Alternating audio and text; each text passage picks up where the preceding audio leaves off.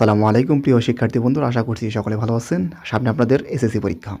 তো আজকে আমরা আপনাদেরকে কী দেব, ইসলাম ও নৈতিক শিক্ষা সাজেশন দেব। তো সাজেশন দেওয়ার আগে একটা অনুরোধ, আমাদের চ্যানেলে যারা নতুন তারা অবশ্যই আমাদের চ্যানেলটিকে কী করবেন, সাবস্ক্রাইব করে পাশে বেল আইকনটি বাজিয়ে দেবেন, কারণ এই চ্যানেলটি কিন্তু আপনাদের জন্যই। আর যে কোনো আপডেট পেতে অবশ্যই আমাদের চ্যানেলটি কী করবেন, সাবস্ক্রাইব করবেন, যে কোনো আপডেট এবং গাইডলাইন পেতেই।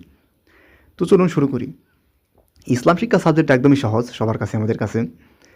তো এই সহজ অধ্যায়ের মধ্যে 5টা অধ্যায় আছে, 5টা অধ্যায় গুরুত্বপূর্ণ। তারপরেও এই 5টা অধ্যায়ের মধ্যে সবচেয়ে গুরুত্বপূর্ণ টপিক যেগুলো আছে সেগুলো আজকে আমি আপনাদেরকে দিব, এবং দেখতেই পাচ্ছেন আমি লিখে রেখেছি এবং আমি বলবো কোনটা কোনটা বেশি ভালো করে পড়বেন। প্রথম অধ্যায় থেকে পড়বেন আকাইদ।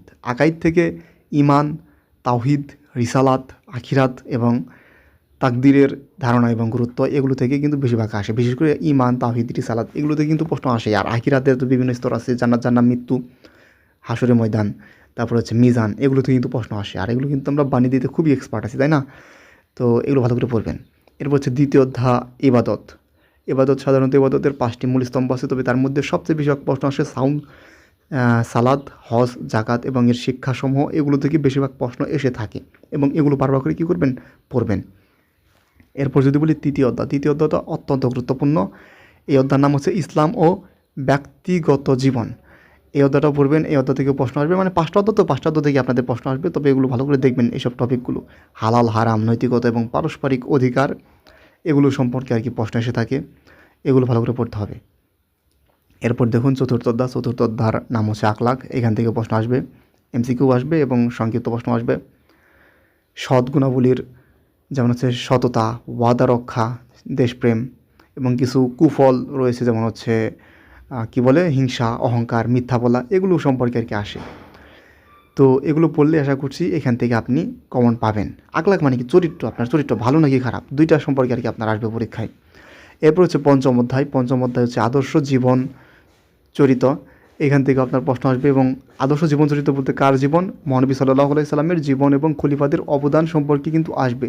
বিশেষ করে মহানবী সাল্লাল্লাহু আলাইহি সাল্লাম সম্পর্কে বিভিন্ন জিনিস সম্পর্কে কিন্তু শিখবেন, না হলে কিন্তু আপনি পরীক্ষা কিন্তু দিতে পারবেন না, কারণ তার জন্ম মৃত্যু এগুলো তো শিখতে হবে, এগুলো তো আর বানিয়ে দেওয়া যাবে না। আমরা যত বানিয়ে দিই তাই বলে কি মিথ্যা লেখা যাবে নবী সম্পর্কে, তত লেখা যাবে না। সেটা কিন্তু খাতায় লিখলেও কিন্তু কী হবে, আমাদের গুনাহ হবে কিন্তু, তাই না? তো সেজন্য কী করব, আমরা এগুলো জন্ম মৃত্যু এবং ঘটনাগুলো ভালো করে শিখব। যেমন নবী সাল্লাল্লাহু আলাইহি ওয়াসাল্লাম সত্য কথা বলেছেন, ওয়াদা পালন করেছেন, এগুলো তো আমরা এমনিতেই জানি, তাই না? তো এগুলো তো আর মিথ্যা বলা হলো না। এটা আমরা যদি নাও জানি তাও পরে কিন্তু পারবো, কিন্তু জন্ম মৃত্যু সাল এবং কোথায় কোন ঘটনা ঘটেছে এগুলো তো আর বানিয়ে দেওয়া যায় না আর কি, যা আছে তাই কিন্তু দিতে হবে। তো ভালো করে এগুলো শিখতে হবে। আসুন এরপরে যদি আমরা একটু এইগুলো আর কি অধ্যায় ভালো করে পড়লে যথেষ্ট। তো এরপর যদি আমরা বলি প্রস্তুতির টিপস সমূহ কিছু, বই ভালো করে রিডিং পড়তে হবে আপনার। আর প্রতি অধ্যায়ের সৃজনশীল প্রশ্নের উদ্দীপক এবং গাণিতিক বিশ্লেষণমূলক অংশ অনুসরণ করতে হবে, এবং বোর্ডে আসা বহু নির্বাচনী প্রশ্নগুলো ভালো করে পড়তে হবে। শুধু বহু নির্বাচনী প্রশ্ন না, সিকিউ প্রশ্নগুলো ভালো করে পড়তে হবে, যেগুলো বোর্ডে আসছে এগুলো বারবার কিন্তু আপনার প্রশ্নে আসবে। সেজন্য এগুলো কী করবেন, বারবার করে রিভিশন দেবেন। আশা করি বুঝতে পেরেছেন। তো এই হচ্ছে আর কি আপনার ইসলাম ও নৈতিক শিক্ষা নিয়ে সাজেশন। তো সকলে ভালো থাকবেন, সুস্থ থাকবেন, আর আমাদের চ্যানেলের পাশে থাকবেন। সকলকে ধন্যবাদ। আসসালামু আলাইকুম।